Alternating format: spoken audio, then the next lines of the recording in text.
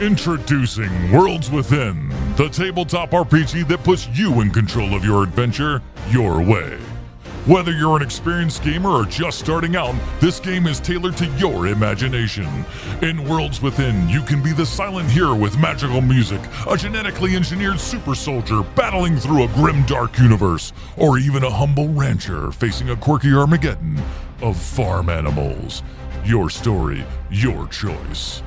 With simple rules and limitless possibilities, it's designed for 2 to 5 players and works with any setting or character. Ready to embark on your journey? Join our community, team up with friends, and start crafting your world at worldswithin.net.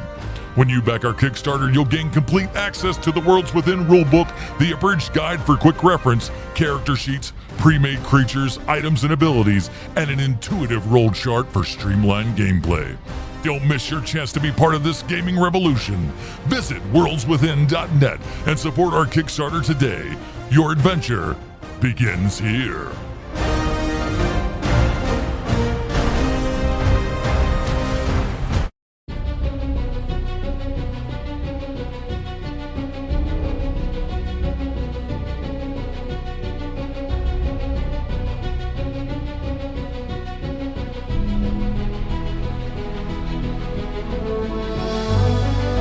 Ladies and gentlemen, welcome back to HMP as we kick off classics you might not have seen month, and we cover Akira Kurosawa's 1963 film High and Low. Joining me today, I'm always high and he's always low, Bruce Leslie. I'm a prickly pear, and like Kurosawa, I make mad films. Wait, I don't make films, but if I did, they'd have a samurai. This one doesn't, though. Oddly enough, for a Kurosawa film, not a samurai to be seen in sight. Will that be a high or a low for us? Who knows? There is a Toshiro Mifune. You got a little Mifune in there. You know, you never hurts to have a little bit of Mifune in your movie salad, if you will. Just sprinkle a little Mifune on top. Gives a little bit of an umami that you weren't really looking for, but is there, and you're super excited that it is. How's that for a bullcrap kind of way? We're covering High and Low today from 1963. Kurosawa was known for, obviously a lot of the samurai films, as we mentioned, your Yojimbo, your Seven Samurai, like you get, it goes on. Hidden Fortress. It goes on and on. For George Lucas. Well, George Lucas kind of pulled from a little bit of everything, but a lot from Kurosawa, to be sure. And I'm sure today we'll talk about some of those things of Kurosawa's influence and where he was influenced by and other stuff like that. But before we do get into all of that, we want to say a big thank you to the people that support this show over at patreon.com/HMP. Those awesome people get pre-show, post-show, Dinger Zone. And today on the Dinger Zone, we finally learned that Bruce has a good impression. Yes, check it out. He's got a good impression now. Like we've dogged him for so many years about just be like, listen, Bruce is going to just do what he does. He stumbled into an impression he did not know he was doing, and he's kind of fantastic at it. So check that out, patreon.com/HMP. Join up today at any value level, and you get some value in return, man. We really appreciate that from all of you guys. And if you can't do that, drop on down to the iTunes there. Give us a 5-star review, a.k.a. Humdinger. Humdinger. Oh, very nice. And please jump over, as you heard at the start of our show, our buddies over on with oh my god, I can't even get Worlds this. Worlds Within. Worlds Within. Yeah. My stupid mic was not moving as I was trying to move myself around the desk.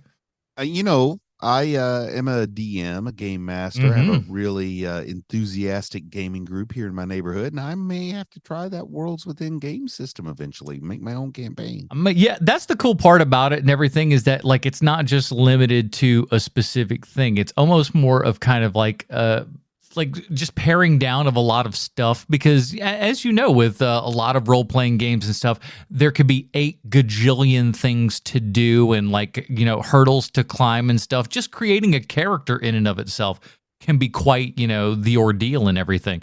I love the idea that you pick any story and they give you a mechanic that you can use to tell it as a game. Put it through your own stuff. And if you're somebody like Bruce that's got this, imagination to go, oh, here's all the different worlds and stuff that I can then create. You don't have to worry about somebody like Wizards of the Coast, putting together your thing. You can put that together yourself. And this is a nice little system to help you kind of, take care of all that stuff and run it and everything. And I think that's super smart. So go check out Derrick's Kickstarter there. The link is in the show notes. I think I'm going to go for... Is that Derrick the Night Bard? Slick Derrick the Night Bard to you, young sir. Yes. But I think I'm going to go because I'm like... I'm a little bit of a publicity whore, I guess I think is the word for it, because you can get like a regular version, but I think if you can go up to the what do you call it there, the superior edition goals and stuff. Well, there's the regular superior edition, which is the one that comes with like physical dice and like book and everything, which is what I'm looking for here. But I think I'm going to go for the other one, the superior edition. That way I can get my name printed in the book and people know that I did something. I can feel special, I can sit there and like tell people like, I can get my name in a book. Listen, it's not the first book my name is in. How much time is left on this Kickstarter? I might have to just ditch this episode and go sign up. They are about halfway through right now, and they're about halfway to their goal and everything. So we're looking real good over there. So go over and support Worlds Within. The link is in the show notes as always there. And thanks to Derrick for supporting this show over at patreon.com/HMP. Boom, bringing it all the way back around. Yowza. Sean is out this week, as you can kind of probably put together, 10 minutes into the show that Sean's not here. But yes, he is off on assignment and everything. He really wishes he could be here for this because he quite enjoyed this movie. Sean, listen to me. I'm Sean. It's perfect. He's not going to murder you through the internet. That's not going to happen at all. Please cut that out. No, it's staying. Do you know? How long have we been doing this show? It's almost 9 years. I'm not editing a damn thing out of this. It's just not gonna happen.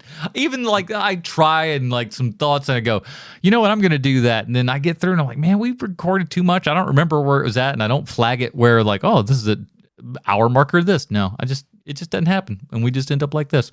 Here's the IMDb for High and Low. As we know, IMDb always 100% correct in everything they say and or do. An executive of a Yokohama shoe company becomes a victim of extortion when his chauffeur's son is kidnapped by mistake and held for ransom. This is written by a lot of Japanese names I'm going to absolutely butcher, plus Akira Kurosawa, who is also the director of this film. Here's what a lot of people don't know. Maybe we'll get into it, but please. This was an English language novel that they adapted.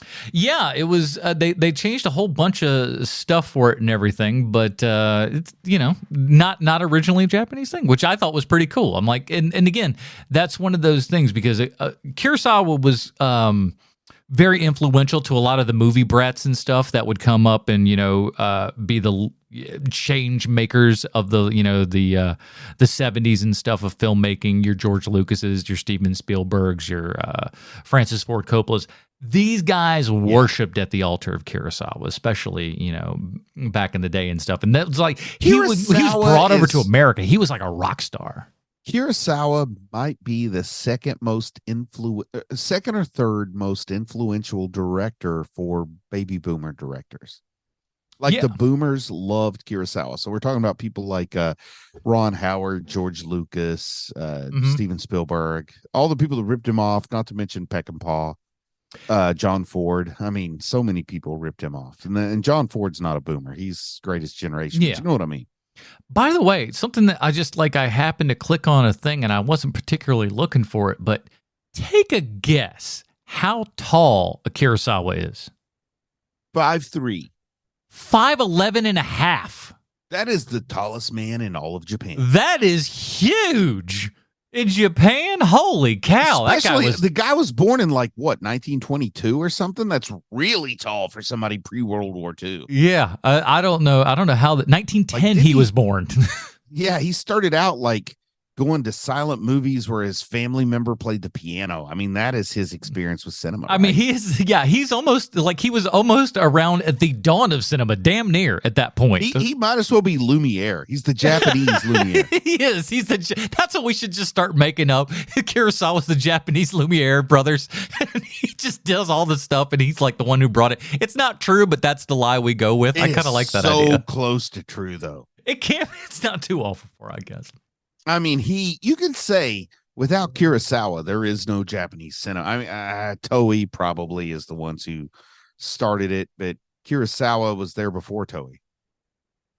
Now, had you ever, like I said, this is part of the series that the people over at patreon.com/HMP voted on, and they voted for this, and so this was the first one that I want to do that, like, again, a lot of times for movies and stuff, especially when you've got, several podcasts where you review movies and things like that, from time to time, the watching of movies as a pleasure dries up a little bit.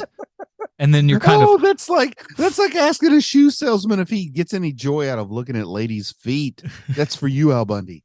Yeah. No, we do not like movies anymore. We make movies. We obsess over movies, but we don't like movies. We just obsess over them. We don't like it. But yeah, it can come to that though, if and you're not careful. I was not joking.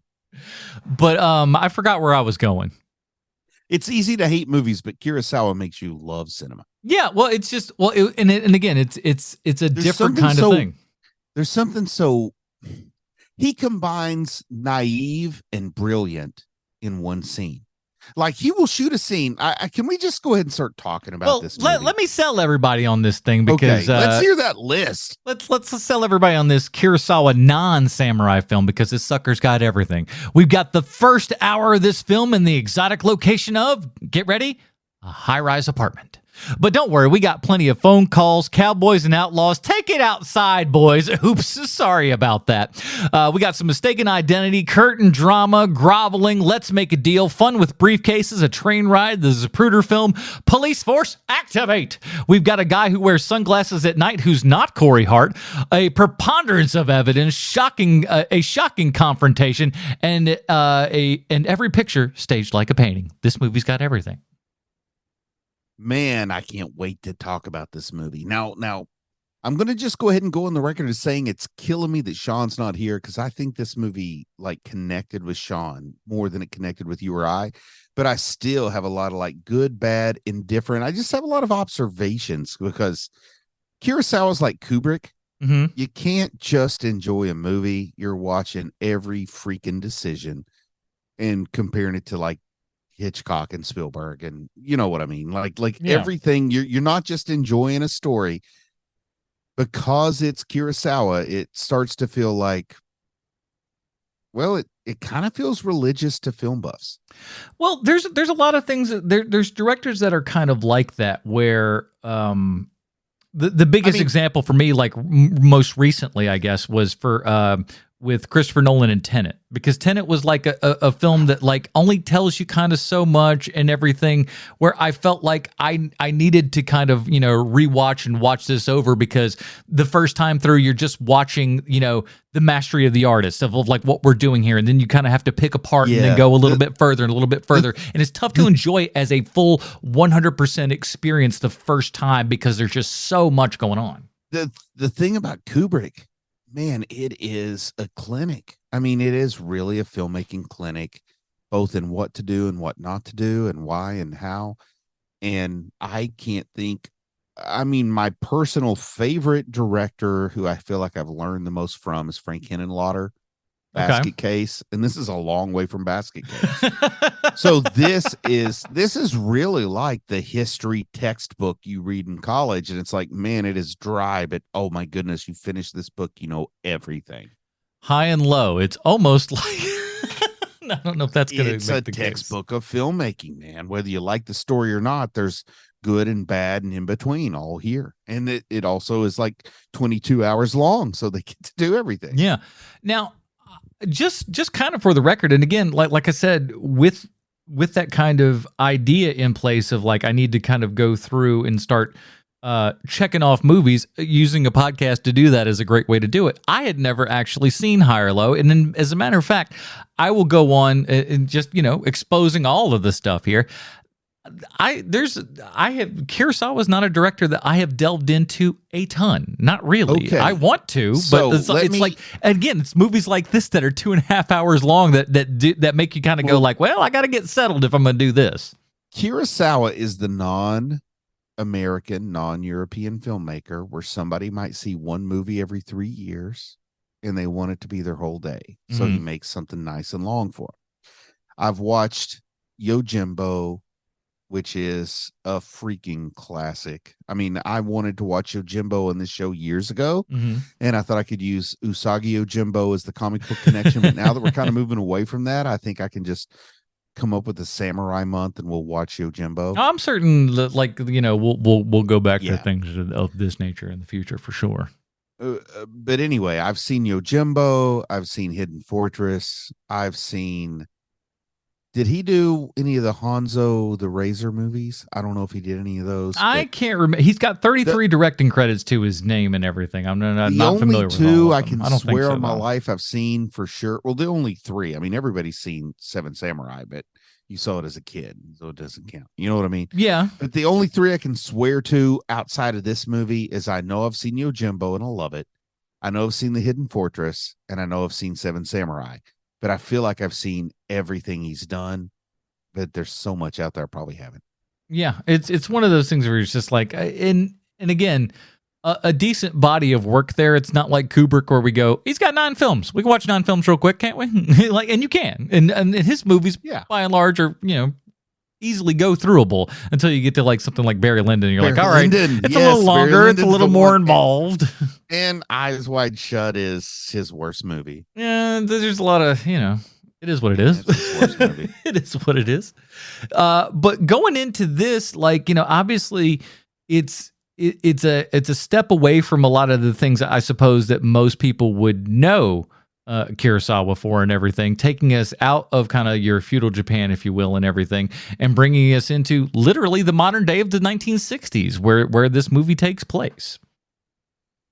Now, and of course, now you also have, you know, Mifune in there as well, because, you know, he's clearly just a stalwart guy. I mean, from the beginning of cinema, directors have had their guy. You know, if it weren't for Sam Raimi, there'd be no career for what's his face? What's his name? What's his chin there? Bruce Campbell. Yeah, if it weren't for Sam Raimi, there'd be no career for Bruce Campbell. And I almost wonder, if it weren't for Kurosawa, as good as Mifune is, would people have discovered him? You know what I mean? Like, people just elevate. You never know. You never know. Sometimes there is just like that meeting of one thing where it's like Scorsese and DiCaprio, good or bad, it's a match made in wherever it was made. Yeah, I mean, but like, even think of like somebody, because, for example, like, speaking of Scorsese, you have, you know, Robert De Niro as the guy for the longest period of time that, you know, was kind of his muse and stuff like that. But if you really look back, one of De Niro's earliest big movie, quote unquote, big movies, if you will, was a Brian De Palma picture. Hi, Mom. And Brian De Palma, you know, could have had a great career, but he got a little sidetracked. Well, it's a lot of those guys. And again, you got your Francis Ford Coppola doing the same sort of thing where it's just all over the place. It's kind of like out of those, that bountiful boomer generation, the Lucas, you know, like the Lucases, the John Carpenters, the Spielbergs. Out of all of them, De Palma was the one that people were like, I mean, he's not the one, but they all said he's right there with them. And then his star fell real fast. Yeah, now it's turned into a whole Brian De Palma podcast. But but I listened to a book about like the greats of directing horror, and the first half of the book was good, and the second half was all about like what Brian De Palma is, and it's like this book was clearly written before modern era, where De Palma just never lived up to his potential, I guess. Femme Fatale was still good. I'd say that's the real last, what I call amazing Brian De Palma film. Is that the La Femme Nikita remake? No, not really. No, it's more like you got Antonio Banderas and what's her name, Rebecca Romaine. I don't know that movie. It's good. It's like it's the last one that feels very De Palma. Well, let's get it. Let's get Bridget Fonda remake of La Femme Nikita. I can't remember that, but I liked it at the time, and nobody ever talks about it now. I don't know. It beats me. But with this film, like I said, it takes place in the 60s, which is a bit of a departure for this and everything. But again, not really knowing much of anything, and again, hearing that, you know, IMDb plotline and everything, it doesn't leave you thinking like, oh, this is going to be, you know, a tale that enwraps you and everything. But it does. Like, the first hour of this movie takes place in an apartment over the course of, I think, 2 days, an evening and you know, the beginning of the next day, I think. It's longer than that, because they really have some stuff that unfolds that takes a few days. There's a couple it takes later, but I mean, like that's much more kind of after the initial kind of go through and everything. But well, can I just give a real quick summary about what this movie is? Yeah, we've talked about it.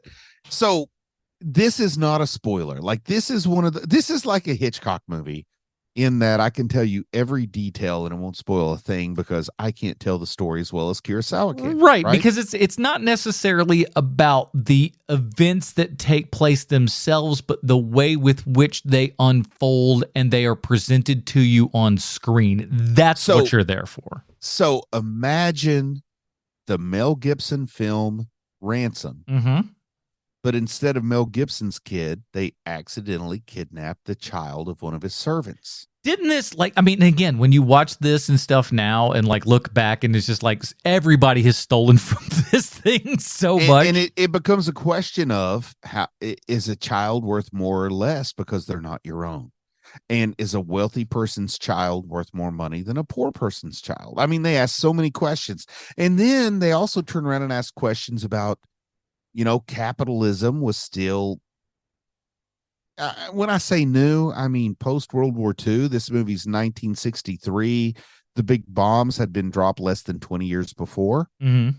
So the city that they were in was war-torn and built and everything by this point. So like the rebuilding, whenever there's rebuilding, there's always going to be the profiteers who get really rich from the rebuilding and everybody else who gets poor from the rebuilding. So this is set at a time where we're seeing a profiteer versus a person who is wealthy as far as we can tell. His only talent is that he owns stock in a company. And he's being taken down by someone who has a doctorate degree.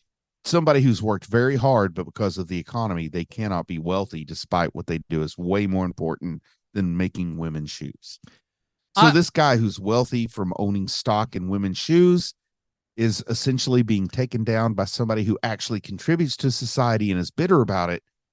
But in true capitalist fashion, the person who is serving humanity gets the death sentence while the person who's simply profiting from humanity goes free.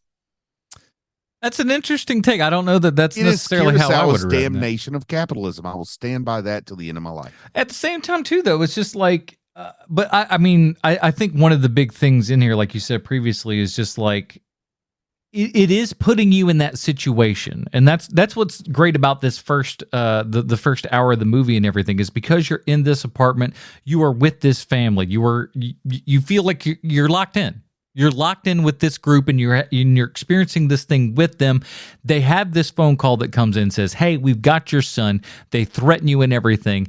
And then, your son comes back. All of a sudden and then it's like, oh my God, my son is back. He's not really, somebody was messing around. It's like, nope, you actually told your son and the boy he was playing with, who was the son of his driver, right? So they switch costumes. Whoever's going to kidnap Mifune's son thinks he's in the cowboy outfit. He's not in the cowboy outfit. He's in he's in the opposite, costume that he was normally in. And the other, his driver's child gets taken. And again, it's putting you in that spot where as a parent, obviously your first instinct is to go, oh, thank Christ, my child is okay. My child is okay. This guy wants $50 million from me or whatever it was. He wants a boatload of money from me. I don't really have that because I just spent all of that money to try to take over this company that, I've been secretly buying stock in it and everything. I've been trying to, get the better. But at the same time, too, he seemed that he really liked that job because I'm going to push back on you on a little bit for that because I think that he actually was a good worker. I think that because the reason I say that is because of the speech on the quality of the shoes. That tells me that he cares. Here's what the movie's telling you. He is a talented shoemaker, but talent means nothing because they reject everything he says in favor of profits. That's where the conflict arises. Well, they reject everything he has to say about craftsmanship because they want something that's cheap. That tells me that one purpose, not the sole purpose, But one purpose of this film is for Kurosawa to damn the newly arisen capitalist attitude. Okay, I see where you're going. That makes more sense to me. Okay, I wasn't Because quite later sure where he your says- stance was, but yeah, I see. Later at the end of the film, and I don't want to jump all over, but this is a old movie that needs to be discussed academically and not, sequentially. But at the end of the movie, he says, I make less money, but I can do what I want, and now I'm happier.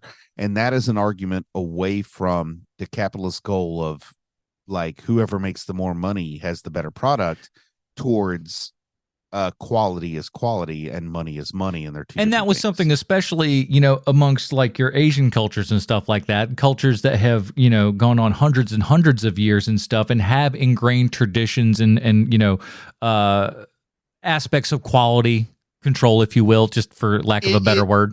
Yes, I mean, like, Kurosawa literally lived through a transition where if you wanted a really nice hat, you went to the person who you knew made really nice hats, to if you want a really nice hat, you shop around and get the cheapest version of that nice hat.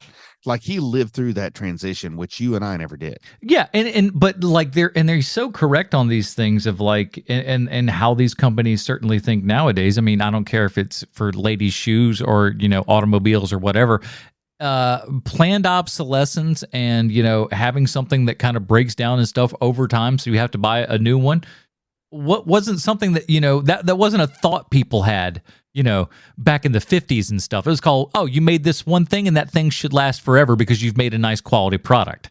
And like at this point, we're getting to that point where, like you said, we're getting to that beyond industrial revolution and everything, where it's all simple and it comes off of this assembly line and everything, and you got crappy shoes that die in 3 months, but hey, your company gets to sell another pair of shoes. So let me ask you a question.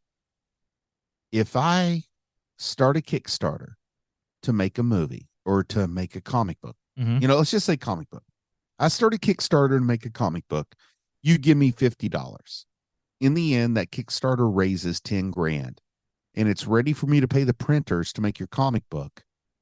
And my kid is in the hospital and I got a big ass deductible. So I have to pay that 10 grand for my kid's hospital bill, and you never get your comic book.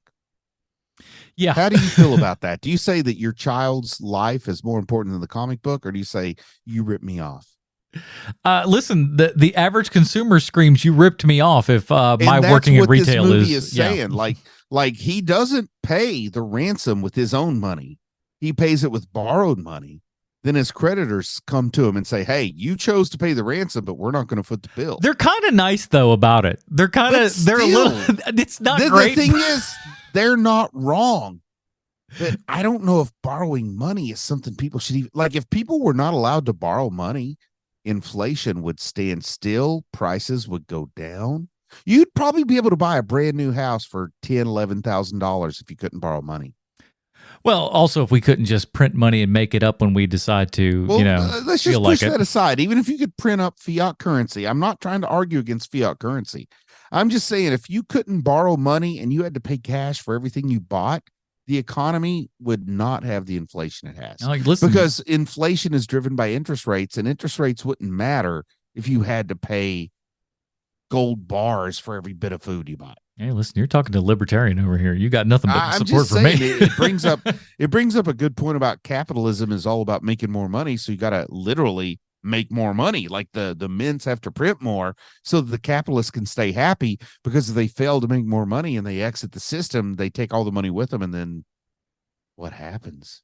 At the same time, too, though, like I like his character in as much as, like, so you've got these three other guys that are like, listen, combined with us and stuff, and if we combine with your 14% of what you own in this company, we will have enough to get this old man out of the system here and everything, and we're going to be the guys who run this. We're going to give you this nice fat promotion and everything.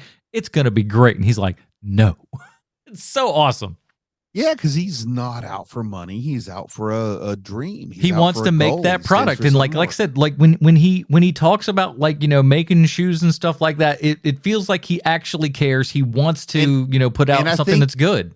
I think this movie really points out the difference between people who want to make something good and people who want to make money, Mm-hmm. because making money means you don't care what you do to make it, but making shoes means you want to make the best shoes you can make.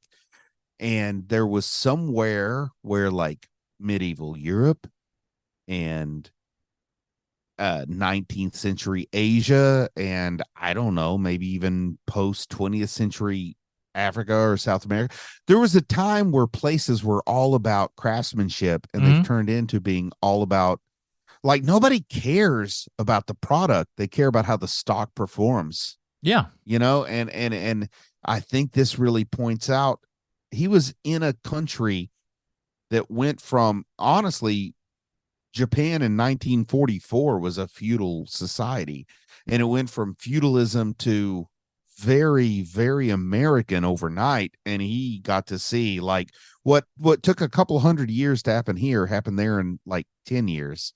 And he's and you got to figure, yeah, he's commenting on he's seen it. I mean, the guy that was, born in 1910 at this point has seen some pretty wild stuff in his short amount of time on the planet at that point. He was almost born in the Meiji Restoration. He might have been born in the Meiji Restoration for all I know. He was born in Demon Slayer times. That is how much change. I'm not lying. He watches Demon Slayer just goes, this is what I went to school in, boy. I don't even make no difference. For real though, I'm not lying. Like, he was born in about the time that Mugen Train movie took place. So imagine how much change he saw between then and 1960 compared to how much change an American would see in that time. I think he's on in a background scene in that train somewhere. We just put little baby Kurosawa in there. Yeah, I'd be all for it. But the movie, like, it goes like, okay, put yourself in that shoes. And again, it's as a father here, one of your kids has been kidnapped, and then you find out it's your neighbor's kid and not your kid. It's got to at least give you I feel like he should be a little bit more relieved. I know that's horrible, he's pretty relieved, man. He doubles down on saying, I'm not going to pay for this other kid. And everybody keeps saying, you have to, you have to, you have to.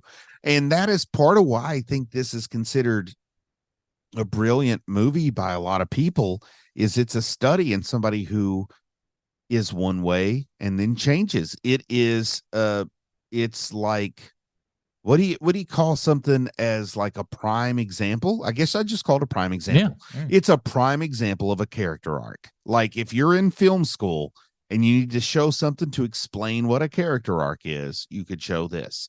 And a lot of movies that end up being in high regard are movies that were shown in every film school in America and England and maybe France, maybe Germany, maybe Italy. There's like, maybe India. There's like 5-6 countries who actually make movies that matter. Yeah. And they all probably watch this movie as an example of a character arc. And that's why it's now held in such high regard.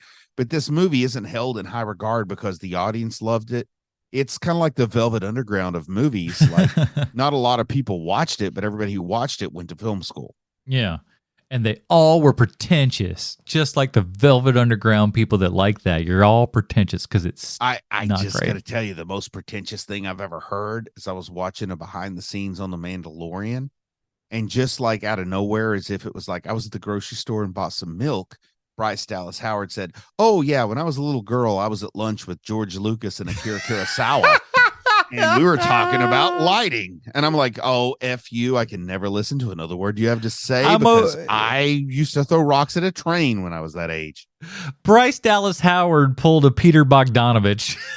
Yes. I'm going to just drop some names here. I was just at lunch with a Kurosawa, as you do. Shut up, especially when you're 9. Yeah. It's like, yeah, I remember the first time I went to Tokyo, I was having lunch with George Lucas and Akira Kurosawa. We were just palling around. You know how it is. Unreal. And at 9 years old, I said, someday I'll direct The Mandalorian. What should I do? But hey, listen, not for nothing, though. Maybe that conversation had to do something. Some of the best episodes of The Mandalorian were better. Some of the better episodes, if we're honest. Hey, she's a better Star Wars director than her dad. I've been on the record as that, and I'll go down dying saying that. Got him. Take that one, Ron Howard. I'm sure he's crying asleep tonight. The central crux of this movie is a rich guy has to wonder whether or not he should pay for his chauffeur's kid. But then to further complicate it, he's paying for it with money he borrowed. But then to further complicate it, money you borrowed is given to you because the people who loan it to you want something you have. So he didn't really give away the bank's money. He gave away his house, which was worth more than the bank loaned him, but they took his whole house. They refused his interest payment. They wouldn't even work with him despite the situation. This just shows a lot of evil. But in the end, I still feel like the modern audiences, I'd say the post-COVID audiences, definitely the post-2016 audiences in America, are going to watch this and relate to the guy in prison at the end and not to Mifune. All right. How do you also, I've been to medical school. So there's a part of you when you're an intern, because this guy's an intern, and you're working 48 hours straight, and you're making minimum wage, and you're sitting and looking at some guy who has this gigantic mansion because he bought stock in Apple in 1983. Yeah. And I mean, don't get me wrong, it was a good thing to do, but it wasn't because he was a genius. It's because somebody told him, hey, buy stock in Apple, they'll do good. You know what I mean? And as an intern, when you're like, this guy wants me to kiss his ass, that I have accomplished so much more than he has as a person. If there was some way where you could weigh your actual value against his, I know I'm worth so much more, but he gets to boss me around. That gets real old when you're an intern in particular, plus a Japanese intern. Yeah. Because in the rest of the world, outside of America and a few weird third world countries, physicians are not considered like, they're not considered wealthy. They're prestigious. It's not like America. Like everywhere else, a physician is like a PhD in physics. Salary man. Well, I mean, you're like a college professor. Like everybody understands you're very intellectual and you love what you do, but nobody's expecting you to work 72-hour shifts like they do in America. Yeah. Nobody thinks you're driving a damn Ferrari, which I am not. But you know what I mean? And it's like the rest of the world. I could see this would be like a school teacher hating a guy who was born rich. I mean, that just works so well in this movie, in this time, in this place, which is post-World War II Japan.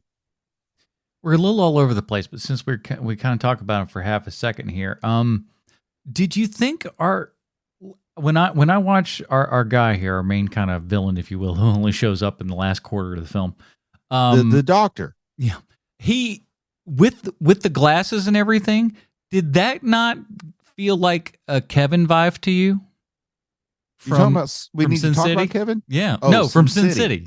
Yeah, it feels much more like Sin City. I thought you were talking about we need to talk about Kevin with Ezra Miller, which I've never seen, so I can't comment. Neither I, but like I'm watching this, I'm just going, oh, this is Kevin from Sin City. It looks exactly the vibe and everything. Is the that reflection the on the Orlando Bloom sunglasses character or the Elijah Wood character? Yeah. Yes, it does look like him. I'm like, I get him confused with the old yellow bastard sometimes. I'm like that feels like Frank Miller saw that and was just like, taking that. Well, I wouldn't be the first to say this, but Frank Miller has been fond of some Japanese cinema. Frank Miller's a little bit of a Steely McSteelerson. You telling me that? It makes me start to wonder, in the 1970s, how did you see Japanese cinema? Because he knew a lot. Well, that's the thing. Kurosawa was the guy who, kind of like helped shepherd all that stuff in here, and like that whole you had like your French New Wave and like I don't want to call Japanese New Wave. I don't know if that's necessarily the right term for it. But then you had your whole, that reformance of Japanese cinema and stuff like that. Clearly, just headed out there by Kurosawa and stuff like that. And he became a rock star. Minutes? Yeah. Can you vamp for about 2 minutes while I go see what's at the door? I'm sorry. Certainly. And I think a lot of people don't realize that like Kurosawa was kind of like that rock star guy. That it's funny enough. Robert Rodriguez kind of makes himself this way in a lot of senses. That's why he stays in Texas. So he says like when he goes out to California for meetings and stuff, it's like a big deal because he's not normally around and stuff. So you get treated like a rock star. So that's how they did with Kurosawa. They would fly him in and everything, give them all, and again, when it's all these nerdy film, school guys and everything who now have a whole boatload of money and stuff, they can fly over their favorite directors and stuff and treat them to, meals with their daughters. Apparently that's how things go. But sorry, it was a neighbor asking about leaves. Oh, so important stuff. Yeah. Who's calling up here at 7:00 at night going like, hey man, you going to be raking tomorrow? Anyways, but it's beautiful to just, it's like seeing, like, Kurosawa clearly made these movies because he wanted to do something. But it's beautiful to see how they were received around the world in a way that he probably never imagined. Like he still feels like a guy who, started out just doing what he wanted to do, and he found an audience almost not quite. I mean, he found an instantaneous audience in Japan, but I feel like it took him 20, 30 years to really be appreciated in the US. And then he got ripped off and didn't get paid. And I think, though, like in that kind of like the held in high esteem, I think like the person I could relate that to like these days would be like a Miyazaki kind of thing. Oh yeah, Kurosawa, Miyazaki, where like somebody, where like it's like everybody is kind of influenced by this guy. He's had his fingers in a whole bunch of pies and stuff, and like it's very interesting filmography and stuff like that. Very kind of the animation version, if you will. I see the Miyazaki Kurosawa 1-to-1 pretty clearly, and I think a lot of other people do too. But Kurosawa, being a few years older and living through the war in a different way, goes a long way with me. I think Kurosawa wouldn't have his voice if he had not lived through something that none of us can even imagine. And there's like a lot of great art that comes out of Traversity or whatever. Mm-hmm. Like there's a lot of great art that came out of 9/11 here in the US, but nobody thinks that the disaster is worth the art. But when the disaster happens, you got to value the art that comes. And I think a little bit of Kurosawa is the art that came after the disaster that befell Japan at the end of World War II. I mean, there's no way around that. They had to find ways to make the most of what they had left. And cinema turned out to be something they were really good at. Well, let's talk a little bit about how this thing is shot, especially here at the beginning. What were your kind of takeaways seeing like the apartment and how that was shot? Because to me, well, it's shot like an apartment, but the exterior shows it's clearly like Tony Stark's house on the hill. Yeah. So I felt a little disconnect there because it's clear that the interiors and exteriors are not the same. The interior is like a hotel. But then again, Kurosawa had to work with what he had to work with. He's like this guy's like super rich. He's got it's like two floors within this apartment, so it's big. It's like it's luxury. It's luxury. I really think the takeaway from why the intern targeted him is that his house was up there standing in judgment. It was he literally just goes, all I could do was look at this house on the hill and just be pissed. So I think the insinuation is that the whole building belongs to that guy, even though, obviously maybe our Western interpretation is that he's got a couple of floors in this apartment building. But I think the idea is that he owns that whole thing is his house, but it all takes place in one big room because of the way the story's structured. But I like how everything is staged, and there's no less than half a dozen shots in here that have been so meticulously blocked and stuff where people are looking. Here's where maybe a modern film watcher doesn't like that, because it's all set up as if they just shot the master and then moved on. There's no fill-ins, there's no over the shoulders, there's no cutaways. There's a whole lot that feels like you're watching a play. Yeah, and very play-esque. For me, I like theater, and that's fine. But I heard someone who's more of a cinemaphile start to say, I heard other people review this, and they said, I respect what he's doing and the story he's trying to tell, but there's times where it's like he just shot the master and it feels like he just set up a tripod and is recording a stage play. Yeah. But here's what I'll say to counter that. He actually has good camera movement in those master There's shots. a lot of movement going on that's not perceptible, because here's the best part about this. He's whooping you left and right, and you don't even know it. You're not even seeing what's going on because it is playing out in these longer shots and stuff, but the camera is moving, stuff is going on. It's not nearly as simple and as dull as people might expect it to be, just being this, at least for the first hour, this one location shot thing. And we live in a time where you throw your thing into Filmora, or you throw it into DaVinci Resolve, you throw it into Premiere Pro, you throw it into Final Cut, and you could do all these camera movements in post. Yeah. But Kurosawa filmed this where every camera movement is a literal fluid movement of the camera. I don't even want to think how many times they had to shoot these master shots to get them right. But the biggest criticism I've heard about the way he shot it is that it's too much like shooting a stage play. There's too many masters without fill-ins and over the shoulders. I could say, I'm like, I see where somebody can make that argument, but I disagree with it, because with those wide shots and everything, we have, number one, we have a lot of characters in the room. We have a lot of police folks in the room. We got the Mifune family in the room. We've got the driver in the room. There's a lot of stuff going on, and within that hour that they are within the apartment there and everything, the staging of all of these people, the blocking of them at certain times, where they're looking, where they're standing within the room itself, the deep focus within the room, so you can see where everybody is with this, is done all on purpose. Someone like it's like Da Vinci paintings. This guy's looking this way, this guy's looking this way, and it's all done on purpose based upon the story that's going on right now. It's brilliant stage direction, not the best cinematography. I mean, no, it's perfect cinematography. It's the best stage direction, not the best film direction. But we have to remember, this was filmed in the time of film. Every frame cost a fraction of something. You bought your film by the foot and you used it. So once you shot your master, maybe you don't have enough film to go back and shoot over the shoulders.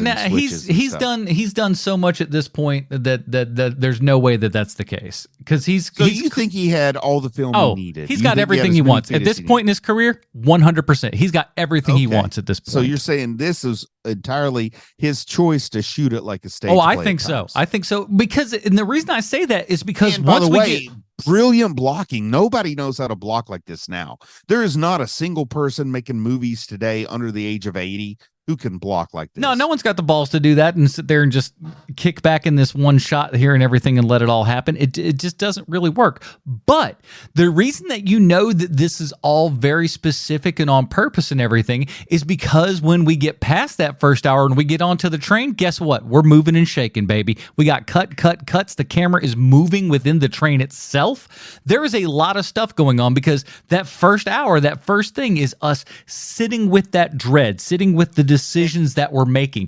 Once we get past that first hour, which is essentially the first act of the film, if you will, we get to that second point, which is the action portion, if you will, because we're getting onto the train. We have that moment. You're getting the request from the kidnapper going, "Hey, you got to do this thing." The little thing out the window. It's so much fun. Set that up. Yeah. And like all the specifics from like the briefcase needs to be this size. And you find out it needs to be that size because it's got to go through this specific little window at this specific time and stuff. Is that the kid that they've got down there? You know, is it some person that's not the kidnapper that's holding the kid? So like, and again, there's so many balls in the air while you're doing it, and you're just on the edge of your seat on the train.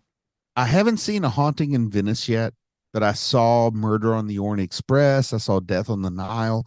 I love these Kenneth Branagh, Agatha Christie movies that are made for about 80 million and they clear about 120. They don't do great, but everybody loves them. The people that love them.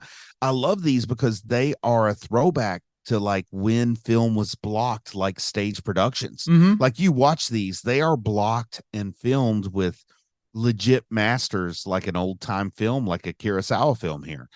And, most modern films use something they call flat-footed masters. Are you familiar with the flat-footed master?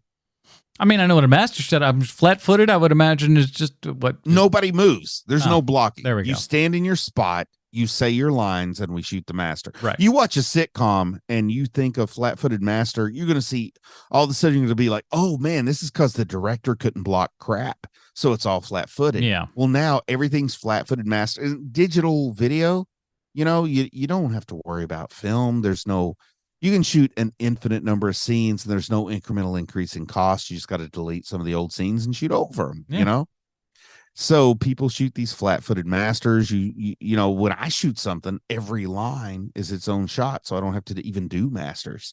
So watching something like this, it's like a person who understands staging a production in the pre-cinema era, but they've adapted it to cinema and they've taken the best of both. Man, back in my little high 8 video camera days and stuff like that, man, we were You really had an 8mm camera? No, in your life? a high 8. What is high a high 8? 8? High 8 is the precursor I know to a mini Super DV. 8. Okay, I know what a Super 8 is, but I don't know what a high 8 is. High 8's just, it was the precursor to mini DV. It's a bigger tape and everything, and like I think with that Because one, I had the little tiny tapes in my old camcorder. yeah, these are a little bigger than those. Shot a little bit more stuff, but like we would film everything in camera. And we would edit in camera. Yeah, like every single shot was just like, here we go, boop, that's it. And if you screwed up, you tried to rewind the tape a little bit, then you just start her up again. There you go. As late as 2002, I was editing stuff using 2 VCRs. Oof. You know what I'm talking about? The best and the worst times. Oh yeah. That is how I used to edit. You play it on one, record it on the other. Yeah, what That's hard as hell. horrible time. All those things where it's like, oh man, you can edit things now. It's so much simpler. I shot one short video on VHS and I edited it on 2 VCRs and sent it to somebody who had a video toaster to put some music and effects on it. Damn, somebody had a toaster back then. That was impressive. No, stuff that toaster back then. was somebody in Fresno, California when I was in Nashville. Dang. So I had to send it a long way. Yeah, that's a bit of a trek right there, no doubt. Holy cow!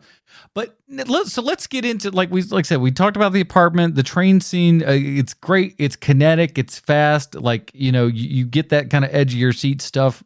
Modern films aren't half this good sometimes, as far as building that tension and everything. But let's talk about kind of the third half of this film because this The third half, so to speak.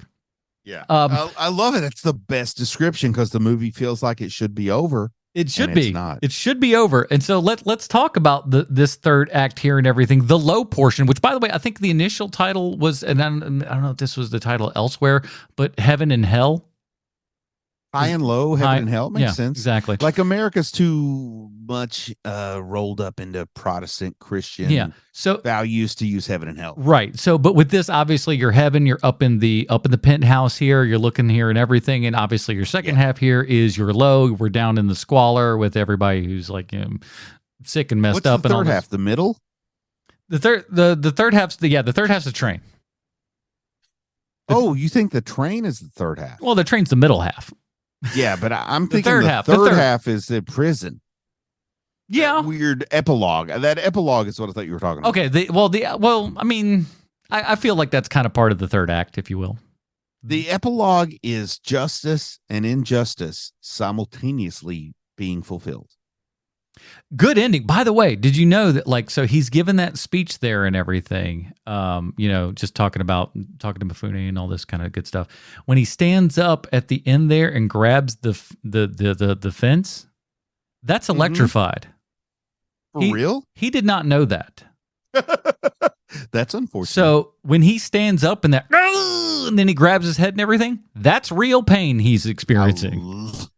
I love and hate it simultaneously. It's great, but it's just like, oh my Lord, that's awful. That this man just he's in the middle of this scene, he's acting his butt off, gets up to do a dramatic thing, holds onto this metal chicken wire essentially, and then just you can it's the acting is good because it ain't acting, it's for real. But very cool how when it was all done, how that metal shield came down between the chicken wire and the glass there and everything. So thus also giving the Mifune reflection back into the screen just before the end. Real dope. Super cool. So who's somebody you think of as an 80s method actor? I feel like method acting really peaked in the 80s. Maybe. I mean, your Daniel Day-Lewis is obviously one of your big ones. That's more like a 90s. Yeah. That's what I was thinking. I'm like, that's more 90s. Well, imagine a character actor in a Kurosawa film. They would really struggle. 1980, just on account for the weight loss and everything. Robert De Niro in Raging Bull. That's a little character actor. I'll tell you why I think that is one of the greatest character actor roles of all time. Is that professional boxing critics were watching him train for that movie, and they were like, "Yeah, he could be a low-ranked professional boxer for how hard he's worked," and that is method. He's a skinny little guy too. When you look at that movie, it's like, holy cow, he does a little bit of be rail of a man there. But that's he's also bigger than Pesci. It's also actors for you though. Until they start wearing those. Pesci kicks his butt in the movie at some point or something, right? Well, yeah. Well, they have a little bit of a squabble in the apartment. But I mean, in what world does a pro boxer even care about you? Well, he did. Trust me. If he wanted to kill him, he would have been dead. He'd have killed everybody in that place. If I'm quite frank, I'm surprised he didn't kill her. Anyways, that's a whole nother thing for a whole other thing. But what we do need to find out, pasta stain on his tank top. We do need to find out how this here non-feudal Japan Kurosawa movie relates back 1-to-1 with Sylvester Stallone. And wouldn't you know it, I happen to have Sean's prepared statement. Konnichiwa, Mr. Stallone. This week's Stallone Connection isn't a person, but instead a corporation known as the Criterion Collection. A company that was founded in 1984 by Robert Steen, Alan Steen, and Joe Medluck. A year later, they were joined by Roger Smith. It was started, if you can believe it, as a company to publish educational CD-ROMs. I believe it. And since CD-ROMs are used as often as dune buggies and travel agencies these days, I'd say they made the right pivot. And as it turns out, High and Low, which is the movie that we watched this week, is part of the Criterion Collection. Now, I'm sure you already know this, Mr. Stallone, because let's face it, you are a man of culture. But for those who might not be familiar, here's the mission statement of the Criterion Collection. Quote, dedicated to gathering the greatest films from around the world and publishing them in DVD, Blu-ray, and 4K editions of the highest technical quality, end quote. Which confuses me, because when they say, quote, the world's greatest films from around the world, end quote, I thought of your greatest movies. First Blood, the original Rocky, Copland, hell, even Demolition Man. But when you search for these movies, they're not in the Criterion Collection. And after that, I sat in my favorite wingback chair in my vast study. Some may call it a library, but I like to keep things light. And I looked out my giant window that overlooks the grounds of my estate, and I contemplated why this might be. And I've come to the realization that the reason why these films aren't in the collection is because these films are already preserved. In fact, they're well taken care of, like a millionaire's second wife. It's the small films that need help, and since you haven't started in small films since your softcore porn days, finding a Stalloner, as I call your movies, is difficult. But that isn't to say that there aren't any. After doing an exhaustive 10-minute internet search, I found one. It's 1975's Death Race 2000, starring you and David Carradine. It's sort of difficult to follow Criterion's mental gymnastics used to understand how they consider this film one of the world's greats, but I think it's more of a curio, like a shrunken head or a goat with both genitals. We've spoken about Death Race 2000 previously, so I won't get into it here, but rest assured, it's not one of your best work. That's it for the Stallone Connection this week. This week's Stallone Connection is the Criterion Collection. I hope to hear from you soon. Your other pal from the internet, Sweet Sean Kovacs from the internet, and at least you didn't have to hear one done by Adam. We'll do better next week. That last part was me. I added that on there. Oh, okay. It's like, wow, it's kind of. I added that on because it feels like something he would say. Yeah. All right, let's get down to it. Here at HMP, we have our own patented Robin rating system. Bruce, where does Akira Kurosawa's High and Low fall on the Robin rating system for you? It's a cinematic masterpiece. All the boomer greats, like people like Steven Spielberg say this is one of the 50 films you have to watch. They also said that about a French film called Les Longs that I watched in college and didn't get it. But I watched this and I get it from the story. I get it from the filmmaking, but it still is not something I recommend to everybody. But the people that I recommend it to get it. So that makes this, I think, more of a Carrie Kelly than a Dick Grayson. So I'm going to go Carrie Kelly. Okay. Very interesting. This is a tough one because, and like I said, this movie is... You can't rate it low. That's the thing. Yeah, because it's not bad. It's not a bad movie. And I want to do a quick thing because he commented on it. Our good buddy Matthew Vandiver said, Adam, man, High and Low is peak Kurosawa. Definitely my favorite of his non-samurai films and in my Kurosawa top 5. Absolutely. So, and he knows what he's talking about. Yeah, he's no stranger to this kind of stuff. For me, I feel like I'm going to go Tim Drake. The last third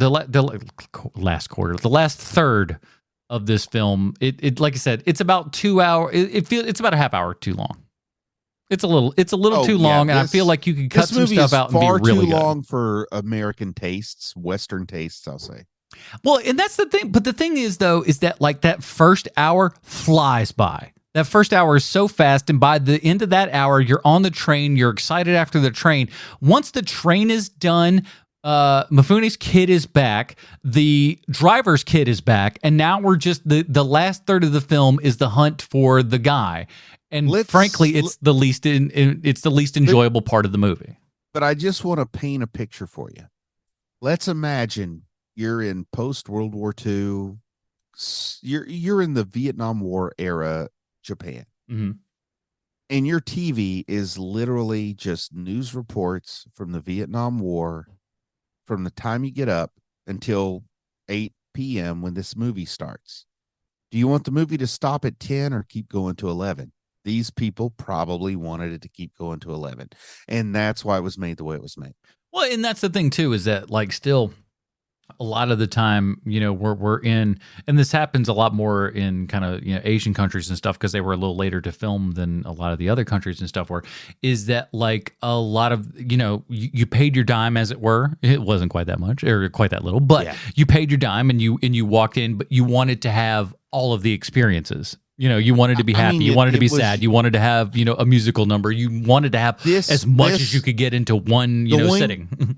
Going to the cinema is no different than going to the ballet, going to the opera, going to theater. But it was that for poor people. It is your plan for the evening, right? Mm-hmm. And it needs to entertain you from the time you get there to the time you want to go to bed.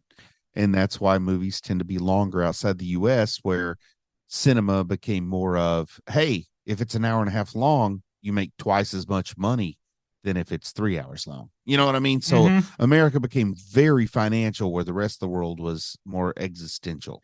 Well, I think it's like anything that we do, that we talk about on any of our shows and stuff, where it's just like, you need to be as long as you need to be. If you're like, and I think Roger Ebert said it best, is like, no good movie is ever long enough and no bad movie is ever short enough.